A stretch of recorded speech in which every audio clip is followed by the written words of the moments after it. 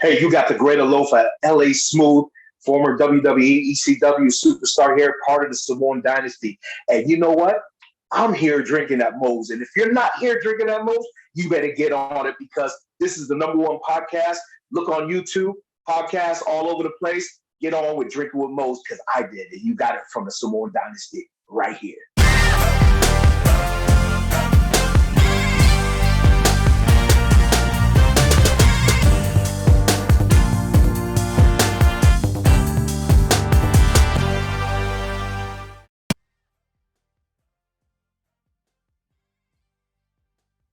All right, everybody. Want to thank Reaper Apparel for having Drinkin' at Moe's be a brand ambassador.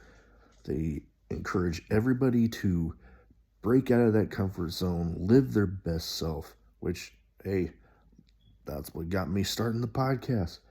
But they got great clothing, great apparel, t-shirts, hoodies, beanies, hats, all that good stuff. Be sure, link will be in the description, and use the code Drinkin' at Moe's to get 10% off your order. Let's fucking go. All right, everybody. Welcome, Drinkin' at Moe's. Big Mo here. As always, on YouTube, like, subscribe, comment, share, all that good shit, because the YouTube algorithm is a pain in the ass. We're most places you can find your podcast. Today, I have with me, I'm excited because there is that saying at somebody's entrance music, wrestling has more than one royal family.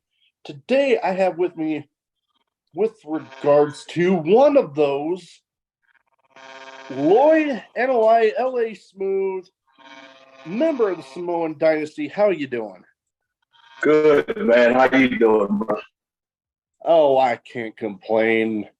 You know, under different circumstances. If you did, nobody gives a shit anyway, right? Oh, yeah. No, man. Under different circumstances, my Father's Day would have been a little bit better. You know, not to start off on a sour note. My two twin girls were born prematurely and didn't make it, so it was a bit of a sour note. But you know, I gotta go pay him a visit, and you know, I have some good stuff coming up, so I'm trying to look on the bright side of things. Of course, man. Just keep your faith in the Lord, and He'll guide you through it, brother. Oh, definitely.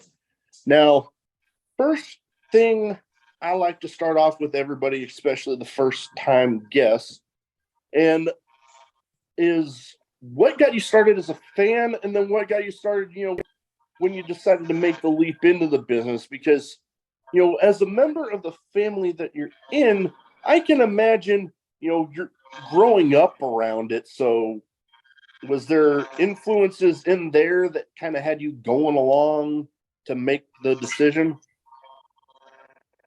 Well, you know, coming, like you said, growing up in a family like, you know, we have, you know, my dad and my uncle, you know, being who they are, you know, legends and Hall of Famers. It was kind of easy for us to get. I shouldn't say easy, but it was because, you know, it was just natural for us. You know, we were always around the business, and you know, even in the ring, it was just natural. It wasn't hard for us to learn or anything like that. So that part was that. But you know, to get into the business and for what I wanted to be in the business, originally I wanted to do law enforcement because, you know, I had an uncle on my mom's side that was a police officer for almost 32 years. And, you know, I used to go with him and see things. So I was like, oh, this is what I want to do. But, you know, as I got older, you know, when I turned around 15, I broke into the business. And, you know, my dad, we opened a gym up in Whitehall, Pennsylvania. We moved from Connecticut. But, you know, before that, my dad used to go at the ring in the backyard and train guys like Virgil and, you know, a lot of the guys back in our backyard. I mean, this is outside.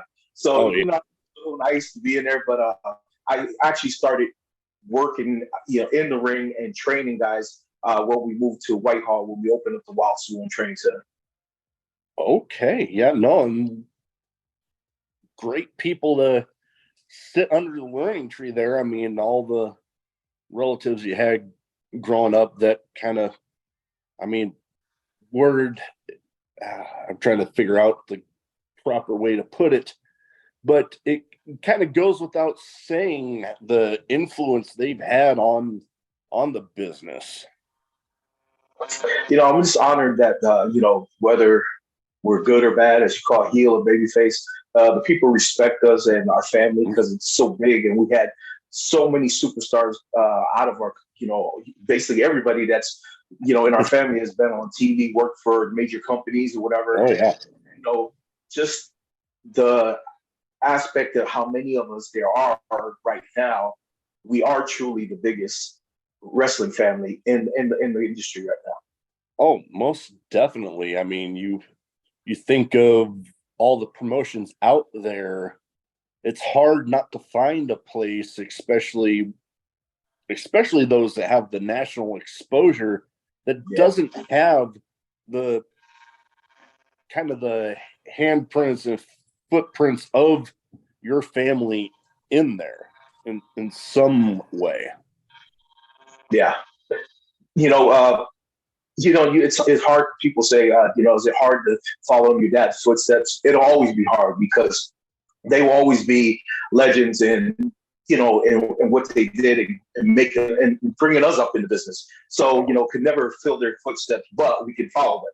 And that's what we're doing now. And I think we're all doing a great job at it. For, myself, my older brother, Samu, was one of the head shrinkers. And, my younger brother, Alpha Jr., was a Manu and a Legacy, we have our cousins, which are Rikishi and Roman. So, that we're all doing something and making them proud of us, to try to follow in their footsteps.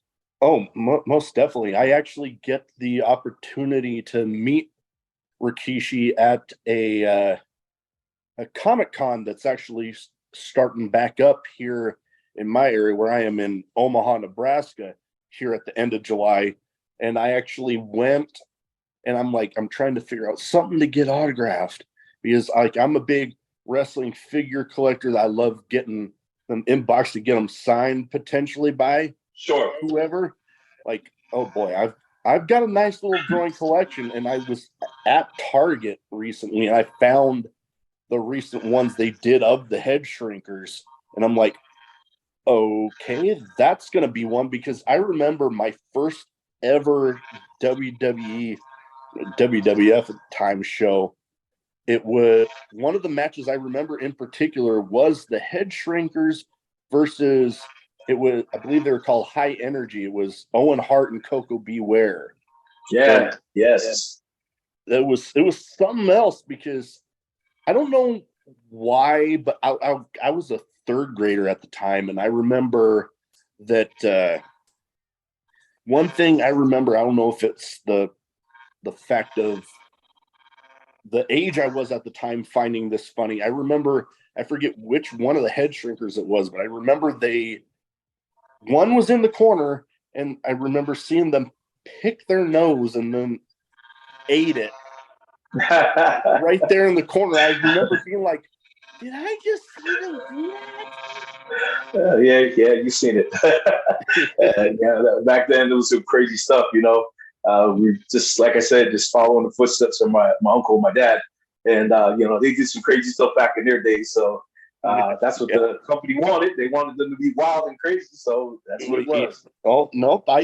You know what? When I look back on it, I can be like, you know what? I can see right where you're coming from there. That they wanted the wild and crazy character. So they definitely gave them that. And yes, for sure. Oh, yeah. And I wanted to say, I remember one other match because I was in, my dad lucked out and got us floor seats right near the entrance. So I was running over to the entrance every match. And I remember one other member of your family in there, and it was against one of my personal favorites at the time, the Big Boss Man, Ray Traylor. And it was Yokozuna against him, and me being a little third grader at the time, and him walking by me, I'm like, holy shit. Yeah, Yoko was big, man. I miss him every day, but I don't think we're gonna get anybody bigger than him. That's in our family. He was. I mean, he started out big and just got bigger, but you know, a lot of people ask us, you know, damn Samoans are so damn agile. And I can't explain it. That's just in our blood, you know what I mean? And where can you get a 350, 450 pound guy that can move like that? And it's just, I can't put it any way, but it was just in our blood. We're just agile and athletic. And, you know, that's just the way it is. And Rod, he was, for his size, I remember when I was young, and he was young at that time. And I remember he was like 375 pounds, maybe 400, and he's 6'5", and he could slam dunk a basketball. I remember seeing videos. Yeah, man, that is crazy because like it gets me thinking of some of the big men in the past that like you hear oftentimes like him, like Rikishi, like some other guys. One of my personal favorite big men out there, Bam Bam Bigelow. Like those I was guys just gonna say that. I was just gonna say Bam Bam because he was another one that was agile, and I'm happy that, you know, he worked a lot with us, and I had opportunity to work with him quite a bit. And Scotty was a great guy, man. But you know, in the ring, you wouldn't think he was his size because he was fast. I mean, Japan, even the Japanese boys, they were hard to, you know, handle him in Japan because he could stay right up with them. Yeah, it was just crazy because, like you said, you don't think people of that size being able to move around as agile as all those guys did. I remember a guy when I first got introduced to independent wrestling when I was stationed in San Diego, California. There was this guy that like monster of a dude, and then I was seeing him pulling off like standing moonsaults, and I'm like, oh my god. Yeah, I mean, I used to come off the top rope almost every night, and you know, thank God I still got knees and everything. You know, I just had a problem with one knee, but otherwise, you know, coming off the top rope every night, doing splashes and getting slammed off the top rope. I mean, it's not easy for big guys, but I used to do it. I get it in. That's awesome. And I was, you know, doing my homework as I do for a lot of my episodes. One that I remember thinking, I'm like, holy crap. Yeah. When ECW, like you were there, like from when it was still Eastern Championship Wrestling and had a little bit there, even when they went extreme. What was it like back in those days? Because like I've had a couple people that were on back in those days. So I always love hearing those stories because everybody's seen, you know, the rise and fall of ECW, you know, going from Eastern Championship Wrestling, going extreme. What was it like being a part of all that? Because there were some pretty intense matches even back then. Yeah, I mean, I started out with Todd Gordon, you know, when he had it. And that was when it was Eastern Championship Wrestling. And I was actually one of his top heels at that time. And I worked quite a bit with them. And it was me, Sandman, and a few other guys that can really truly say are originals. You know, you got these guys saying original ECWs. Now, that's when Paul Heyman took over. But I'm talking about original. We go before that. Yeah. And, you know, I used to go as a Samoan Warrior back then. And I was on top. I mean, I worked against Hawk back in the days, you know, when they left WWF. I'm sorry, WCW. They left WCW, and then he was on the independent circle. And, you know, I had the opportunity to work with him then. And a lot of other guys, you know, they all came through there.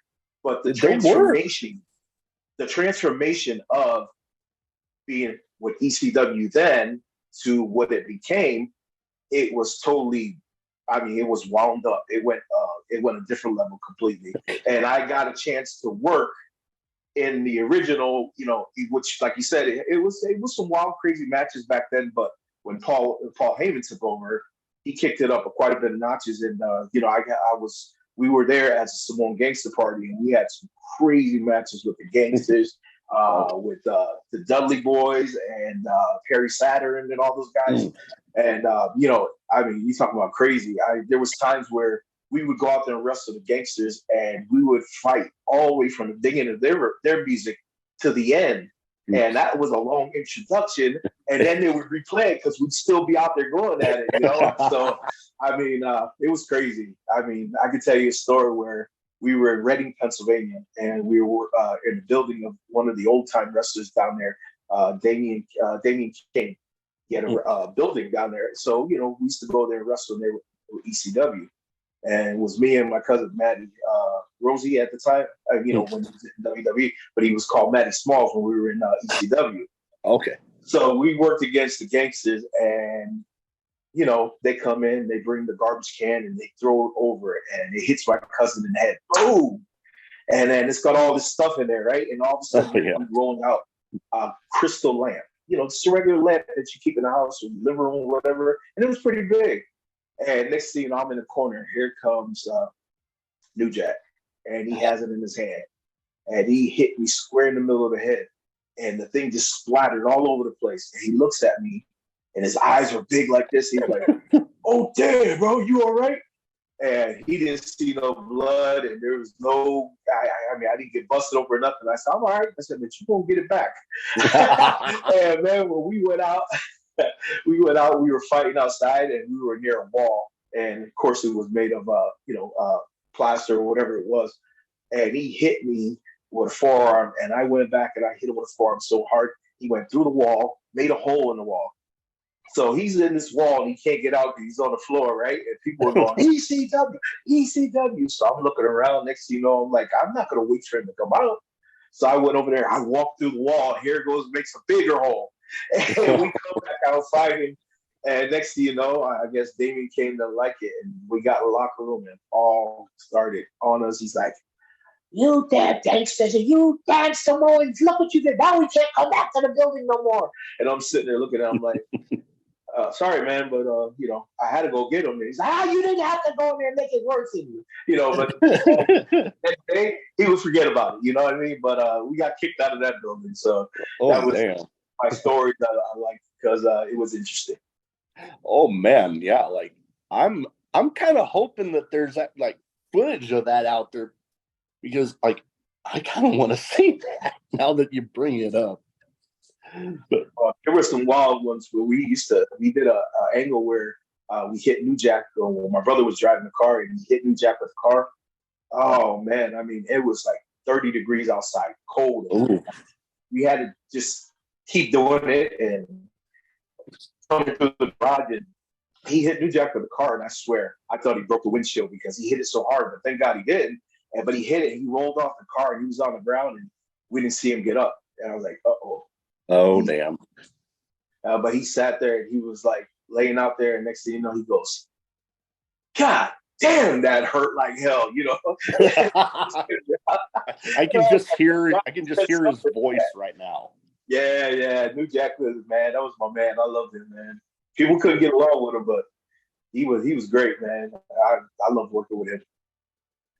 Oh man, I'm trying to remember one crazy New Jack story that I heard.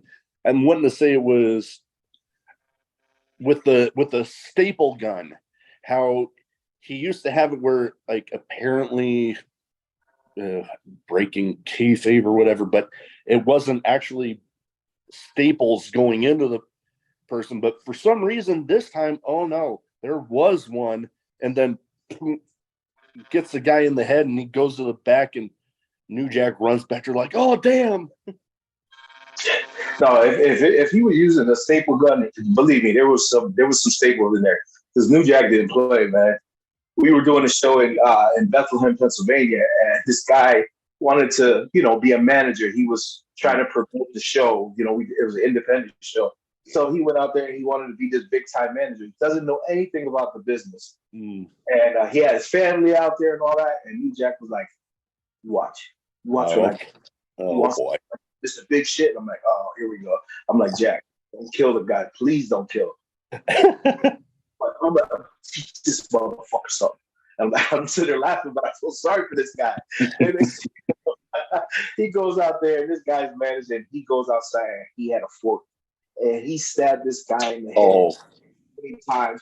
Blood is coming out all over the place, and his grandmother, almost had a heart attack in the front row. She's sitting there crying, fell on the, and this guy is bleeding like hell. And all of a sudden, they coming back, and New Jack's sitting there, and he goes, "I told you I'm gonna teach that mother. You want to know about the rest of this? Well, he knows now."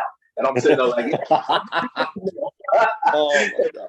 This guy came back, the ambulance came in there to check him out, and this guy wanted to press charges against New Jack. And I told him, I said, brother, I said, that's you want to be in the wrestling business? Then welcome to the wrestling business. What I'm going to do. The cop is going to tell him it's part of wrestling, and that's it. You know what I mean? You can't do it. But yeah, man, he was, after that, never seen him no more. Never to another show. Didn't even hear nothing about wrestling from him. I was going to say, that would be one crazy way to try to test your way in if you're trying to be a manager and you're having people coming in like New Jack. It's like, me knowing him, the character the way that I did, I'm like, I see New Jack on, I'm like, maybe I'll try another night. Yeah, if you want to get introduced into to the wrestling business, New Jack's not the one.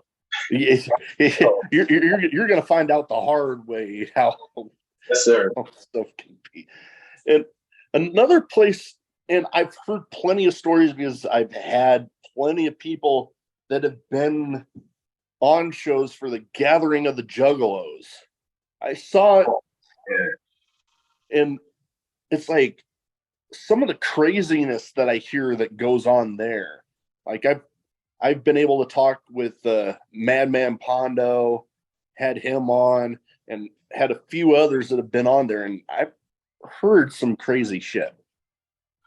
It's not only the show itself or the wrestling; it's where they have them at. These gatherings, I mean, I've done, I think, 3 or 4 of them, and man, I remember we went to, I think it was somewhere in Ohio, but it was way down, almost in Ohio, and the borderline of I forget what state was there, but it was in they call it the Rocky something. I can't remember the name, but we went there, and people were actually in tents, sleeping outside. I mean, this is what it was. You had a trailer, whatever, and you slept out there and partied all night. Well, it rained the night before. And when we went there, it was so muddy, and everybody, I mean, not just one person, but everybody was walking around with mud all over them. They didn't care. I mean, they were walking through the mud, and I'm like, holy cow, man. Are you sure this is a wrestling event? Because I freaked out. I mean, we did other ones, but this one, that one that we did over there, it was crazy. And then we had actually, they had Two Live Crew. Luke Skywalker and 2 Live Crew there. Okay. And man, I'm telling you, it was crazy. These dancers and them, I mean, they did a hell of a job, but it was wild. Man, I remember, I want to say her name, Ruby Reyes, does a lot of stuff out West Coast, but she was telling me about one time she went there, and when she got there, she was wondering, like, am I in the right spot? And I'm wanting to say I heard one time of Sabu and the Genie, whatever manager that he used to have. There was one time where all of a sudden he comes out of a trailer, like her, like leaning over his shoulder, just like carrying her out of the trailer. There was a time where we were in I think it was a 8-man tag, if I'm not mistaken, and at that time, we were the main event with Insane Clown Posse and 2 other guys. Well, we had 3 other guys, because the one I forget his name, the skinny one. I'm forgetting. Yeah. Well, he couldn't wrestle because his leg was messed up.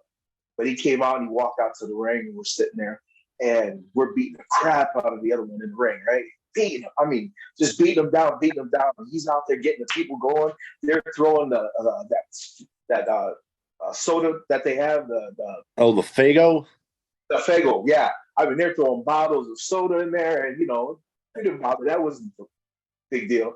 But all of a sudden, he's laying down there, and the skinnier one, he's outside, and next thing you know, he looks at the people, and he looks at this guy. And this guy hands him a joint, and all of a sudden, he sits there, he lit it up, and he's sitting there, and he puffing on it, and what's called selling on the ground. He's selling on the ground, and he sits there. He looks at the people, and they're going wild. Next thing you know, he goes over there, hits the ring, and he's selling. He looks at him. He threw the joint in the ring, and next thing you know, he started puffing on it. And all of a sudden, we're hitting him, and he started getting up like Hulk Hogan. He's sitting there puffing. Oh no! He fired up. Oh, that was the best thing in the world, man. Man, sitting in the corner laughing. I'm like, this guy is too much. You know what? I can see something like that happening there. Yeah, it was crazy. I mean, everywhere you went, you smelled marijuana all over the place. If you didn't have to worry about it. It was like you're there at the gathering. Everybody had it. Oh yeah, I can imagine it would not be hard to find that. And one thing I remember hearing reading on Facebook is some of the places you've traveled, and doing homework, I saw a stop in Japan for wing around 92. I'm wanting to say it. It was at 91. 91. Okay. And yeah, they're like reading up on some of the matches that were happening around that time. I'm like, oh my God. Like, Wings, yeah. Wings was actually one of the hard, like, besides I'm trying to think of the other name of the company. It was with I'm trying to think of FMW there. Yeah, FMW. Yeah, he was hardcore, but I mean, when they had Wings, they took it, like I said, to another level as well. I mean, the Japanese boys they had on there, they were rough, but you just beat the hell out of them, and they just kept coming back and back. And when I went over there, my dad was like, the Japanese boys are rough. You got to be rough with them. So that's in the back of my head. I'm young. I'm only like 17 years old at that time. And next thing you know, I'm going over there. Yeah, maybe 17. And next thing you know, I'm going over there, and I got this mentality that I'm going to beat the crap out of these Japanese boys. I worked with this kid named Matsunaga. I'm sorry, Kenimura. And I mean, he was one of the craziest ones there. I mean, this kid is cut himself with a chainsaw. I mean, just some crazy stuff. And I beat him so bad. I took a chair and I beat him over the head with it one way, and it bent over, and I turned it around and hit him back the other way to straighten it out. I mean, I beat the crap out of him. And I'm sitting there. Next thing you know, match was over. I go to the locker room, and I'm like, this poor kid, he's hurt. And I'm waiting for him to come in, and all of a sudden, I mean, he's full of blood. I mean, he's gashing all over the place.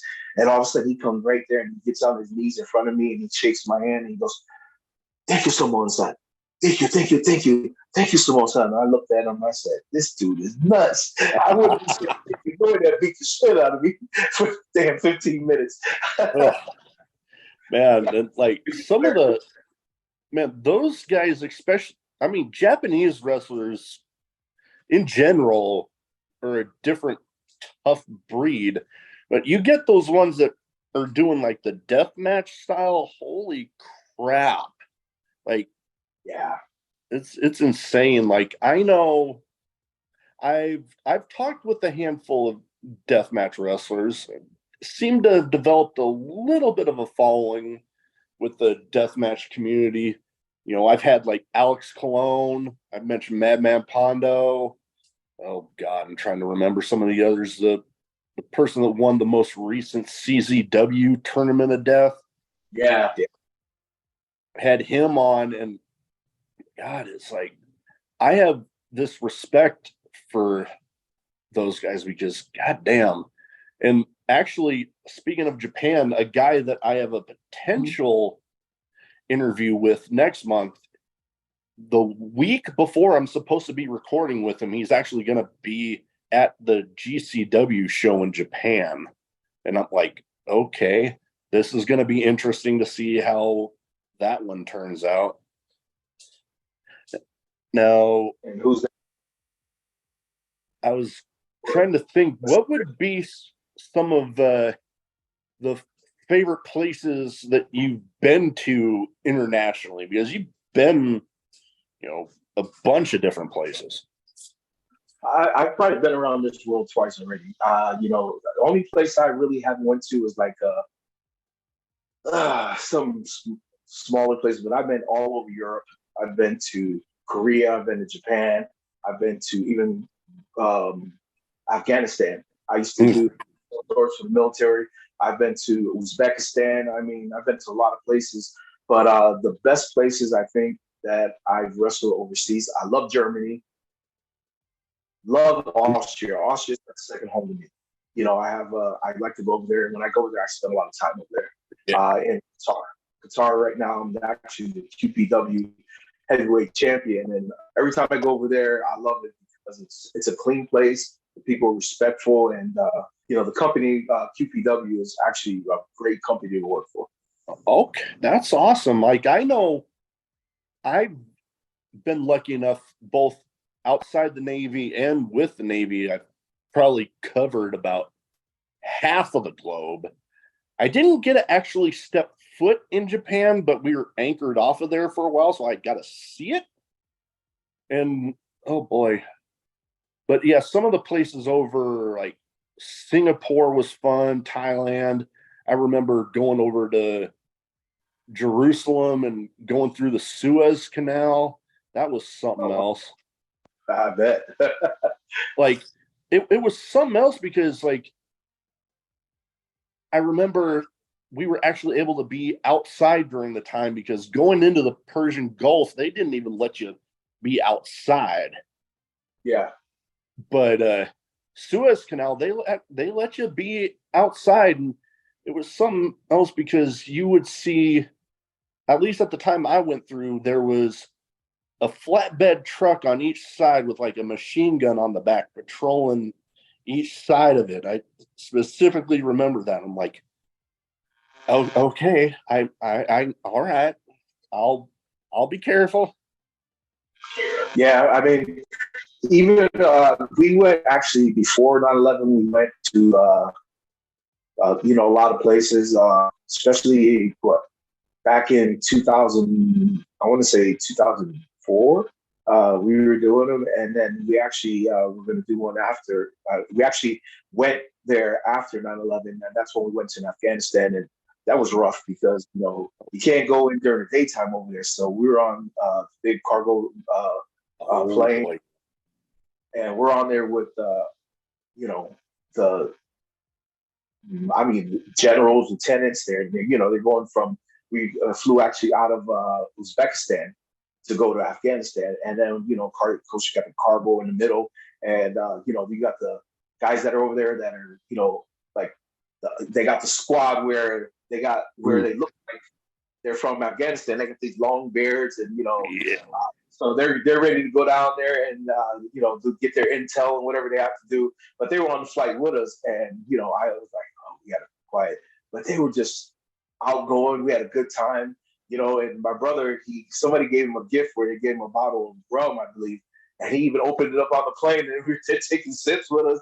So, but the thing that scared me the most was when we were landing, because they told us what was going to happen, but as you know, on the cargo plane, when the lights go out, they have these red lights that are like by the doors. You can still see things, but it's just in red. So I thought maybe, they're going to shut all the lights off and those are going to stay on.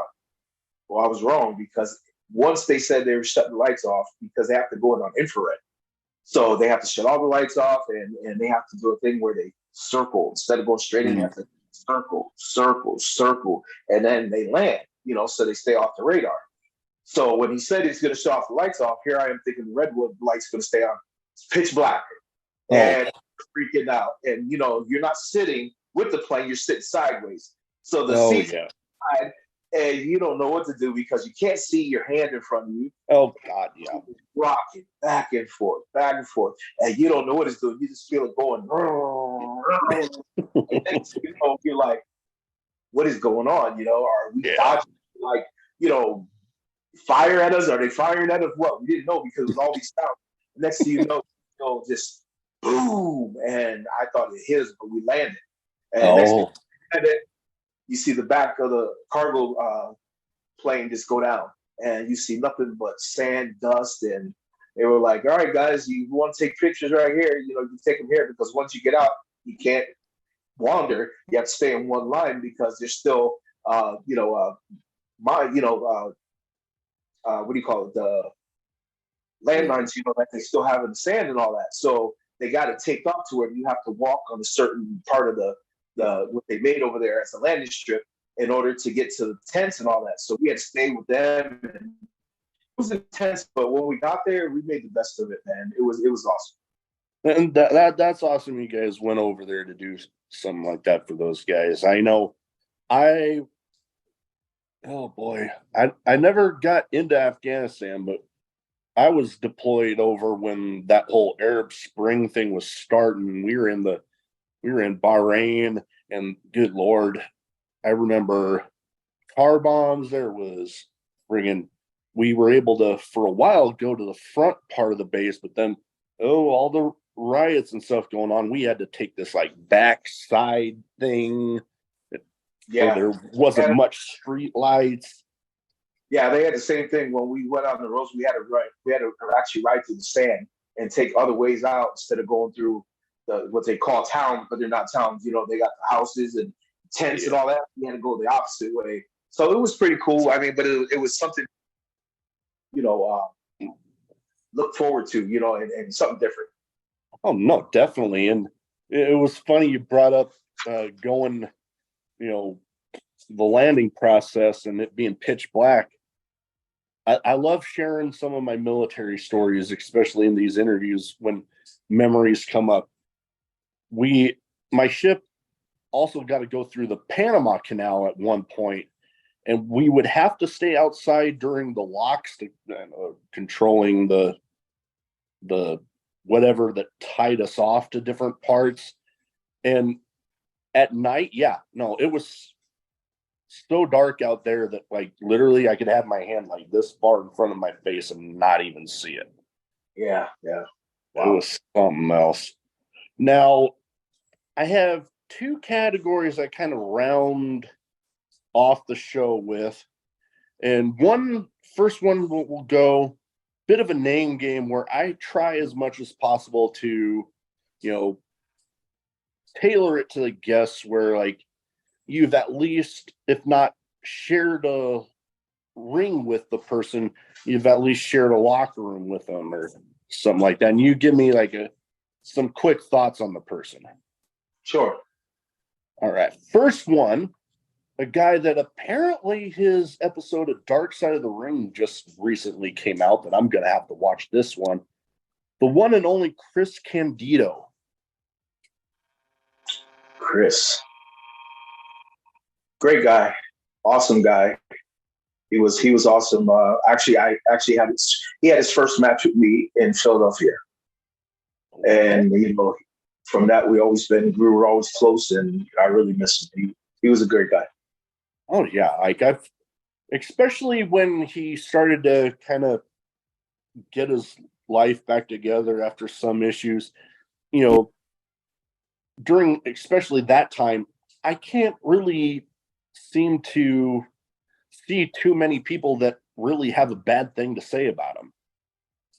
No, Chris he was a great guy. He got along with everybody, and he had his skeletons in the closet, but otherwise, just the way he was, you didn't see him that way.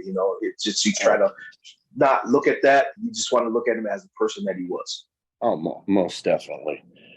Next one of my personal favorites. One of the, when he was with his team in the Road Warriors, Legion of Doom, one of the only acts that ever got me standing on my feet from the moment that their music hit to the moment they went back. But we'll go with this one. We brought him up a little while ago. Road Warrior Hawk. Whoo! Road Warrior Hawk. Well, Mike was a great guy. Crazy, but a great guy. I mean, I've been in the ring with him when he was half tanked and he would go through the match, but after he wouldn't remember what we did. But Mike was an awesome guy. I mean, him and Joe, both of them. I love them. Especially, I was real close with Joe afterwards. We were like in Qatar together and all that. But when you went with Mike, if you went out with him, you did. I guarantee you weren't getting home till 9 a.m. next day. I can imagine. I've heard some stories. Those two were some of my absolute favorites. I remember getting to actually see it. I only got to see them live one time, but yeah, like I mentioned, I was on my feet from the moment that first, oh, what a rush hit to the moment they went back. I'm like, oh my God, I'm actually getting to see them.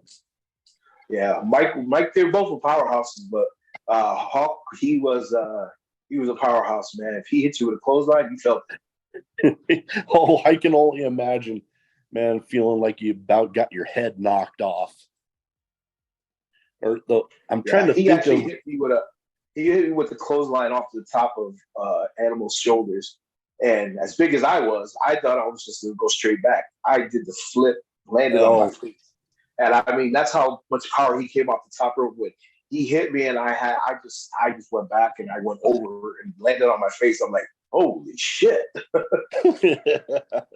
Wow, yeah, like I've heard of stuff, and good Lord, to this day, hearing the story of Vince McMahon wanting to take everybody's finishers at this club, and he took the Doomsday, and I'm like, God damn, like I knew he was insane, but what the hell?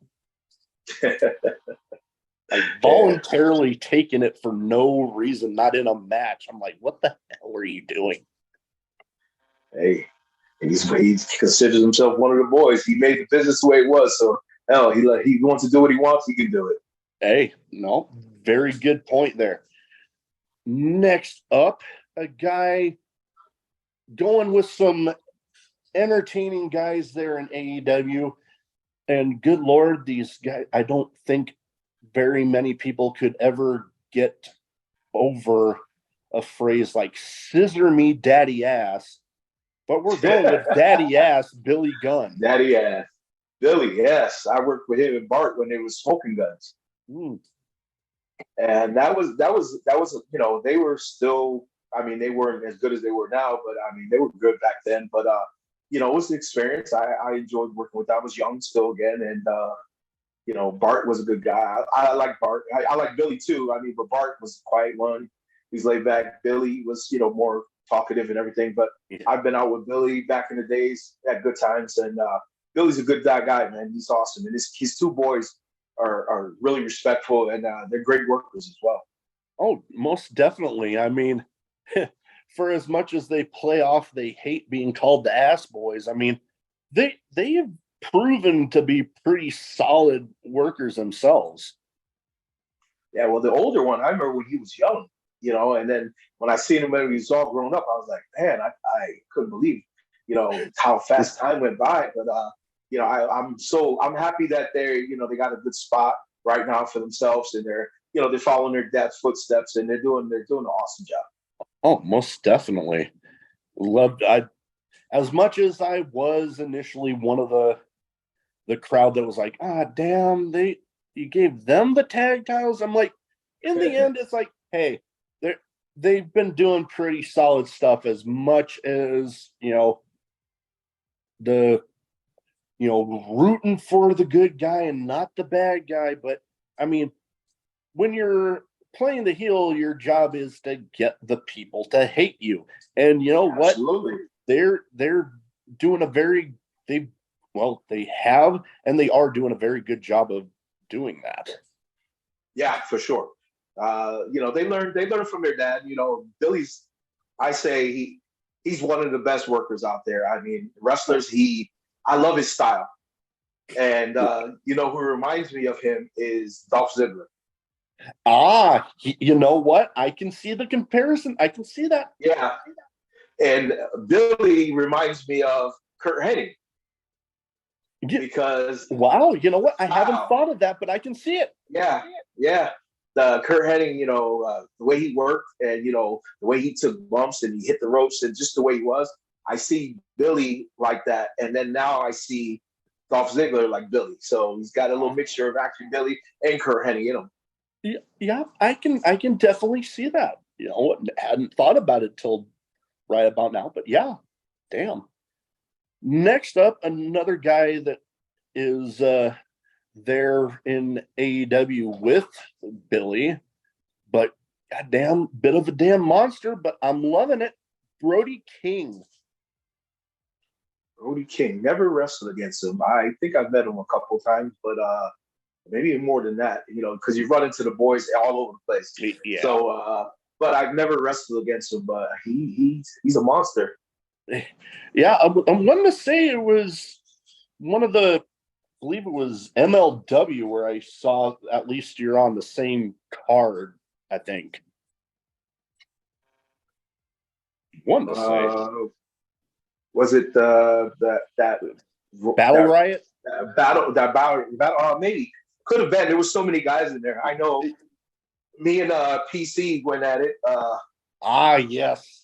Yeah, they had us in there, and actually, Bruce Pritchard was actually doing the running of the TV and everything at that time. And he went out there and he saved me from PC. He goes, I'd rather have you out there with him than anybody else. So me and Carl, we go way back, And he went out there and he was like, give me this, give me that, and all that. And I always put on there whenever I show that clip. I always put we got to get a second chance at that match between me and you. He loves it, but Carl's a great guy, man. I'm so proud of him, for the years that he put in and his age. And he makes these young kids look like makes them look bad because he's out there doing stuff that these kids, a lot of them want to do, but they can't do it.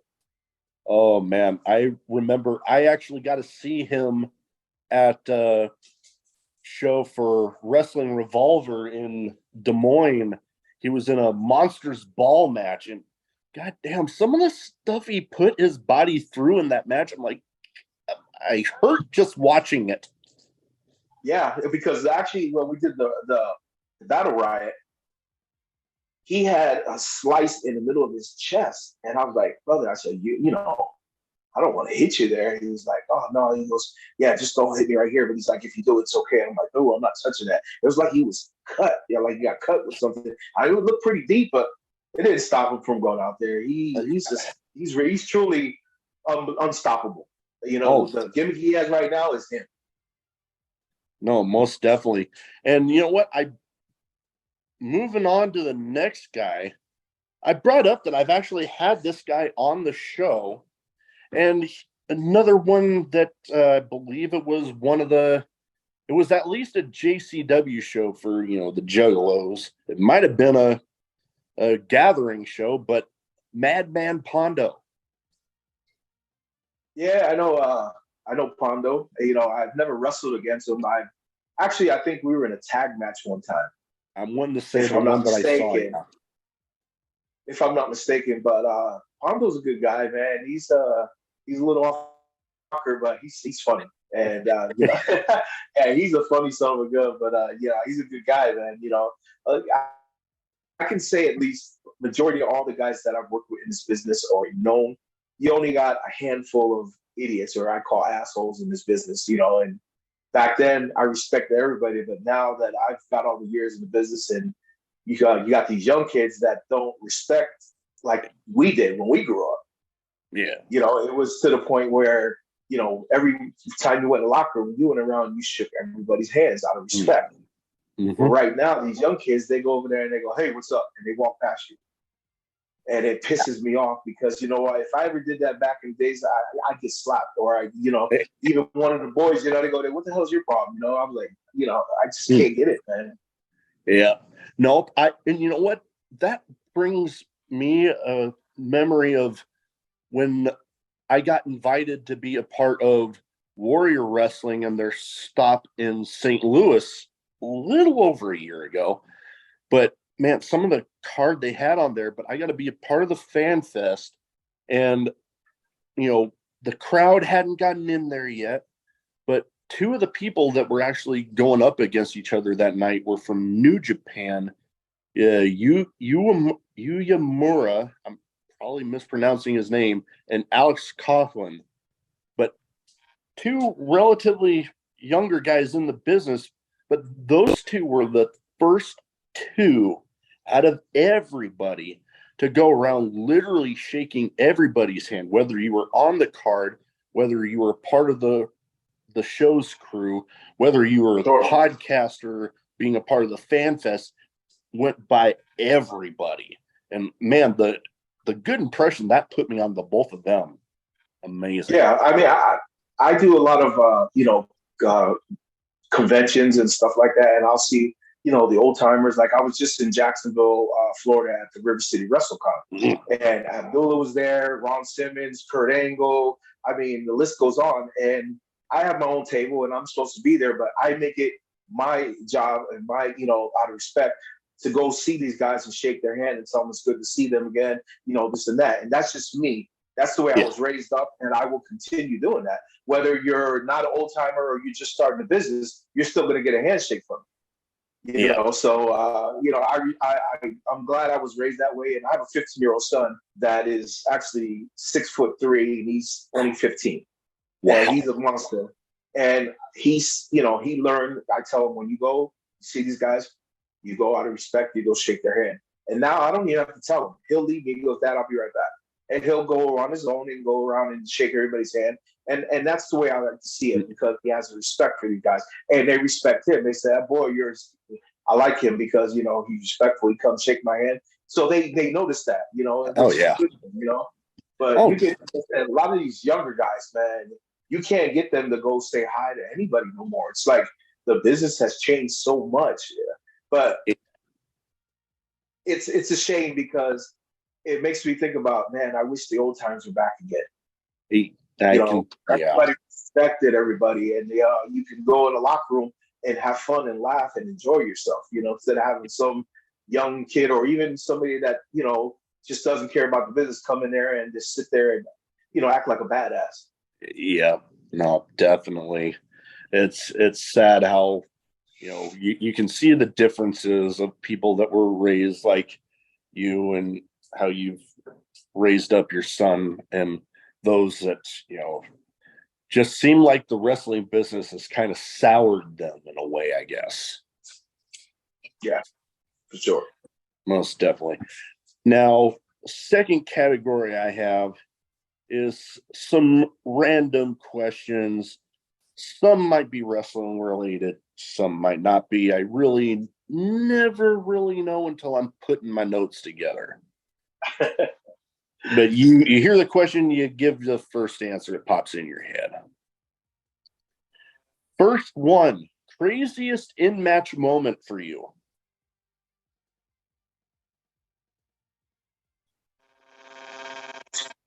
Would have to be the one I just told you about, me and New Jack. Yeah. Nope. It would be hard to beat that. Yeah, most definitely. But that was a good one. Oh yeah, I've witnessed a few crazy ones. I love telling the story of one of my best friends. He was in this promotion's version of the Money in the Bank match. The ladder was bridged between the guardrail and the ring apron, and all of a sudden he has this guy on his back like Sheamus and the white noise move that he does with the head down here. And then I see him look down at the ladder, and I'm like, oh God, no. I'm on the other side of the ring. I'm like, no. Boom, jumps, ladder folds, and I'm like, God damn. Yeah, it was nasty. And I've actually witnessed a guy have to get stretchered out because of a high cross body got taken wrong. Like the guy landed a little too high, and when they went down, it wrenched the guy's neck. Yeah. Yeah, it was nasty.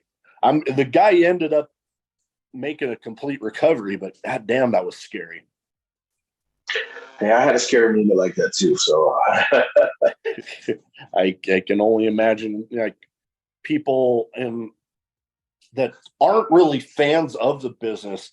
I often hear, oh, that fake stuff, but it's like, okay, watch some of these where, like, even people that have been trained and are complete veterans that have been in for a long time, something can go wrong in, like, just a simple thing. And hell, we saw recently in a multi-person ladder match where I believe it was want to say Dante Martin, where, like, almost reminiscent of Sid in WCW, where, like, he went and landed and his angle just went.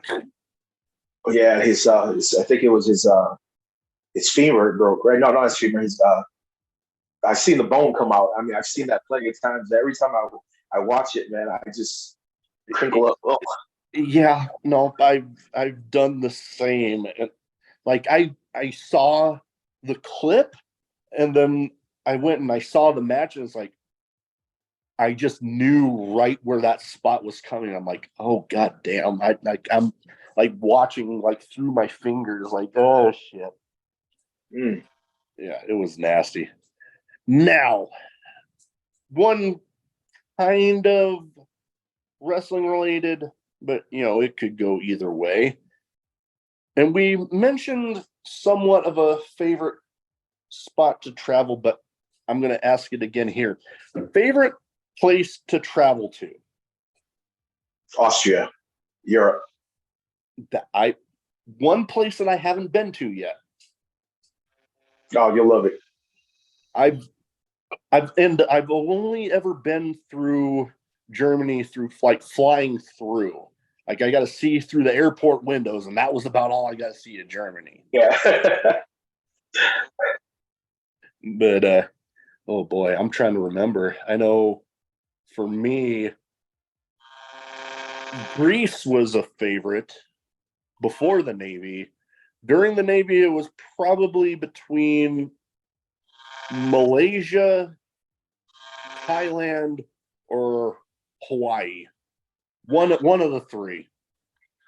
Yeah, Hawaii always be great, but my love was for back in the days was Japan when I first went there, because I stayed there.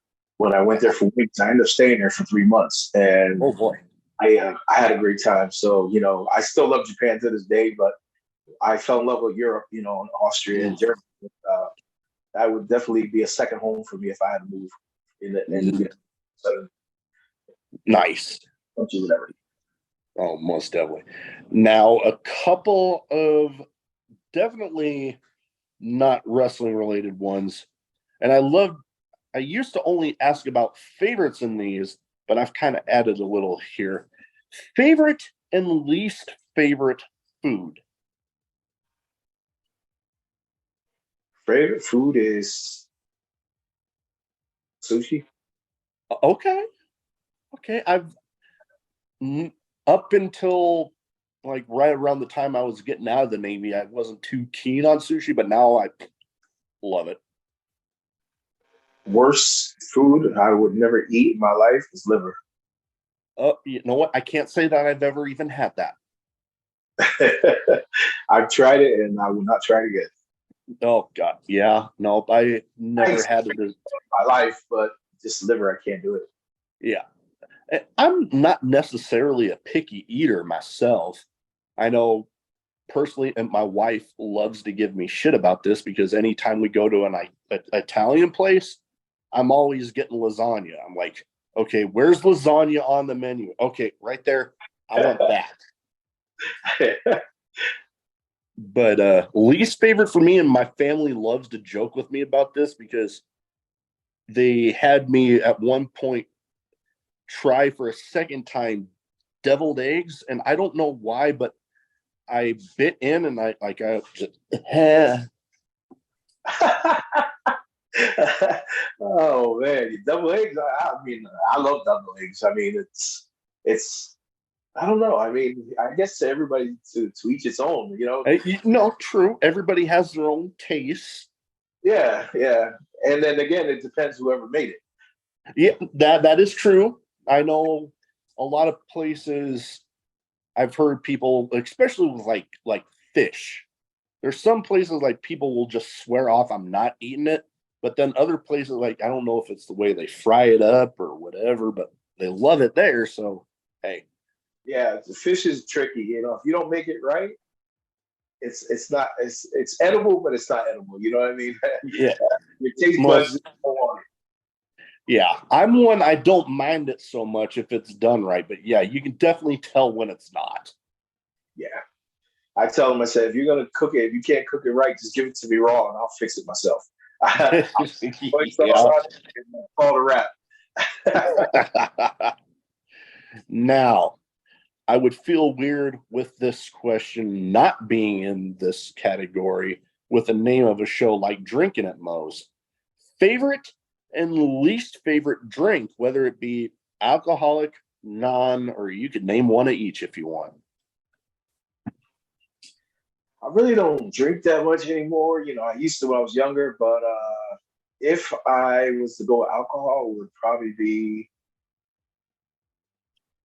I'm a Corona type guy. I like Corona beer, Okay. and I like vodka. You know, I can drink. I like Ciroc Peach. Okay. I got addicted to that when it first came out, and that mixed with some ruby red grapefruit juice, spot on. Ooh, that sounds delicious. With a I splash know. of Red Bull. Mm, oh boy. Like I know. Oh boy. Alcohol. Like I'm mostly a beer guy. Like Corona. I do enjoy in particular Dos Equis or Kona Big Wave or their longboard. I do enjoy those.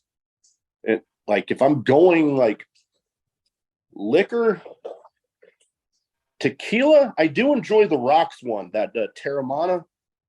Oh yeah, I got a few bottles of that. I got a few myself, and I always joke with people that damn that stuff is smooth. Like you put that in a margarita, you better only be drinking a couple of those because you're gonna be fucking hammered within more than a couple of them. It's funny, you know, because when he came out with it was around the time where he made Hobbs and Shaw, I believe. Ah, And I actually did the trailer with my cousin Joe Roman, and him, you know, for Hobbs and Shaw, we did the trailer with Rich T. They were, you know, it was for a can of whoop ass, and it was the trailer for the movie.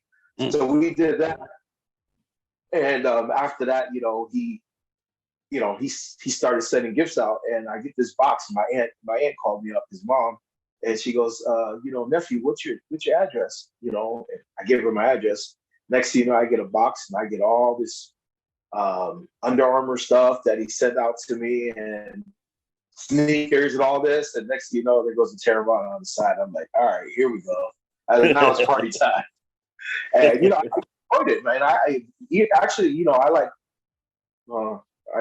That's another story.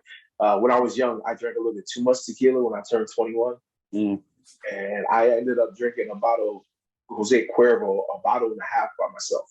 oh boy. Yeah, and I swore till that after that I would never touch tequila again. This one I can drink on the rocks with a splash of lime in it. I can sit down and sip on that. I had pretty much a very similar, almost identical thing with tequila. Cuervo drank probably a little too much of it, and not a good reaction. I swore, like you, wasn't going to drink tequila again, and then I got my hands on some of that, and I'm like, oh, okay, I can do this. Yeah, but that Cuervo is dangerous if you drink too much of it, because I the next day after I drank it, I was still drunk, but for about 2 weeks, every time I burped or anything I did, going to the bathroom, whatever, it was just you smell the Cuervo. And every time I smelled it, it just got me more nauseated. I was like, nah, I can't do it no more. But I did it again. You know, had to be mixed. It had to be mixed. You know, otherwise I would drink it. But if it was straight, I couldn't do it. Oh God, no. Yeah. No, Cuervo I can't do. Oh boy, I'm trying to think of my least favorite. You know what? It's not really even much of a thought because the memory of drinking it just popped up. One of my wife's cousins is a bartender downtown here in Omaha, and we were there once, and it got to this one drink that I'm like, you know what? I haven't had that. So they said, well, this one's on me. You're having it now. And I drink it. I swear it tasted like I swallowed rubbing alcohol. Malort. What was that? Malort. Never heard of it. You know what? Before that time, I hadn't either. And I had it the one time, and I swear it took me about 45 minutes or more to wash the taste out of my mouth. It was like I literally felt like I swallowed rubbing alcohol. There's it's funny you said that because every time I go to Germany, the promoter over there, he always buys this stuff. He goes, it's German schnapps, and it's called, well, you know, I don't know what it means, but the name of it in German is Patamita or something like that. I can't even say it right. So every time we go over, we land, he goes, tonight we drink Putapat. I'm like, no. And he's like, oh, come on, you know. So every time he drinks a beer, and he'd bring this out. And it is the worst tasting stuff. It tastes like some type of flour. I don't know, that I never want to smell. I never want to see. But the taste is just horrible. And he would sit there and, you know, out of respect, I'd sit there and I'd drink it. And I'm like, all right, that's it. But every time the glass was empty, he'd fill it up again. And I got to the point where I was getting nauseated on it. And I was drinking beer right after it to get the taste out. But that wasn't helping. So that was probably the worst thing I've ever tasted. And you know what? I wouldn't say I wouldn't drink it again because I know I probably would. But if I can stay away from it, I'm definitely going to stay away from it. Yeah, no, I've definitely had my fair share of drinks like that. Oh, boy, bringing up stuff I don't even want to think about. Well, last but not least, best advice for anybody wanting to get into wrestling. Wow. I mean, if you want me to shoot straight with you, I tell people like it is. You know, I trained a lot of guys in my dad's gym, and if you want to get in the business, if you really love the business and you want to be part of the business, not just do it for TV. There's a lot of guys there who want to be, you know, prima donnas and just want to be on TV. Yeah. Don't get in the business then, because you know why? If you don't have the heart for it and you don't love the business itself and the sport, then don't waste my time. Yeah. You know, because you know, there's guys like my dad and my uncle and guys before them that paved the, you know, they paved the path for everybody, you know, and you know, to go over there and not respect the business, like I hate to say it, but for example, MJF, is that correct? Yeah. Good worker, but I see him as a joke. I'm sorry, I just look at it that way because it seems like he goes out there and he doesn't respect the business. I don't know if that's just the way he's acting, but I just don't like what he does. I mean, I'm not a fan of his. Really not. I'm not as big of a fan of him as some people. I don't know, like you, maybe it's just the way that, you know, he's being booked right now, but I guess I don't necessarily see the whole idea of, oh, I'm just going to show up every so often, but every time you try to fight me, I'm just going to, no, we're not doing, I don't know. Something about him right now, yeah, I'm not as big of a fan of a lot of people.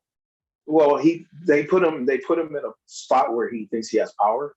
Yeah. And, you know, with what's his name? Khan, not knowing too much about, I mean, he knows about the wrestling business, but he doesn't know like Vince McMahon. I mean, to go there and tell him, well, you know, you need to do this and do that. He's actually got him right here, if you know what I mean. That's the way I see it.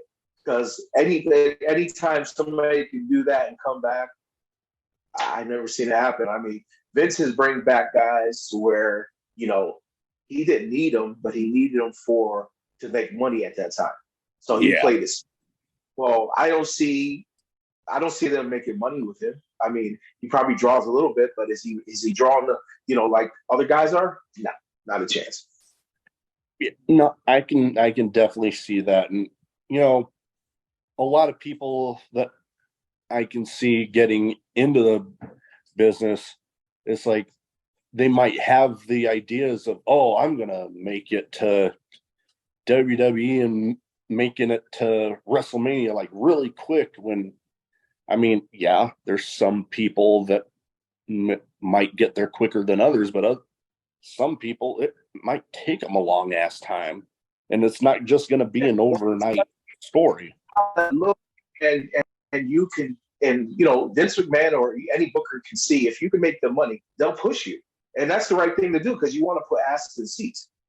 So if they can put asses in seats, then they're doing their job well, and of course they deserve that push. To make money and for them to make money. But when you go out there and you think you're doing the right thing, and you think you're putting asses in seats, but you're really not, then you got to reevaluate yourself and say, okay, I need to do things the right way. If I'm going to help, not just help myself, but help the company. Because if you help the company make money, then they're going to take care of you. Yeah. But a lot of guys don't see it that way. They just want to go out there and they want to go out there and this superstar on TV and the glamour and the spotlights and all this stuff. And that's all they want. And I see a lot of prima donnas out there, a lot of them, that don't respect the business. They're just out there for that. Yeah. But, and I'll tell you another one that, what's his name? Logan. In WWE right now. Oh, okay. If that's his name, yeah, I think it's his name. But, I don't get him too much either. Argues with me. Logan Paul, that's his name. Logan Paul. Yes. My son argues with me all the time. He goes, Dad, why do you not like him? I said, just something about him I don't like because I see him that he likes wrestling, but do you ever see him there full time? No, you only see him on pay-per-views. And that might be his deal with WWE. Yeah. But you love the business, then you know what? Hey, put some time in. Mm-hmm. You're taking somebody else's spotlight. He's coming in, he's taking the money, he's on these pay-per-views taking the spotlight, and there's other guys that are over there in the locker room that are sitting in there and catering that deserve it more than he does. Yeah, no, I completely agree. I'm not gonna hold any punches back because I busted my ass in this business. I've never had anything handed to me, even though our family's big, but I've worked for what I got, and that's because my dad raised me that way. He just put a silver spoon in my mouth and say, hey, you're going to be this and that. And he worked for it. And I respect him that way because he made me learn about the business the way it should be taught and the way he learned. And I respect my dad for that, and I respect the business. But when you got these guys, like I said, come in and do that, I can't look at them in a different way. I'm sorry. Yeah. No, I completely agree with you. I'll admit, yeah, he's had some impressive moments, but it's like last night when they made that big deal about him coming back, he's making a return. I'm like, why should I care? Yeah, but notice, I know his deal is he only comes on pay-per-views, and that's what he's doing. It's Money in the Bank, so he's there, and then he'll be out. You won't see him, and then the next pay-per-view, which is going to be a SummerSlam. Yes.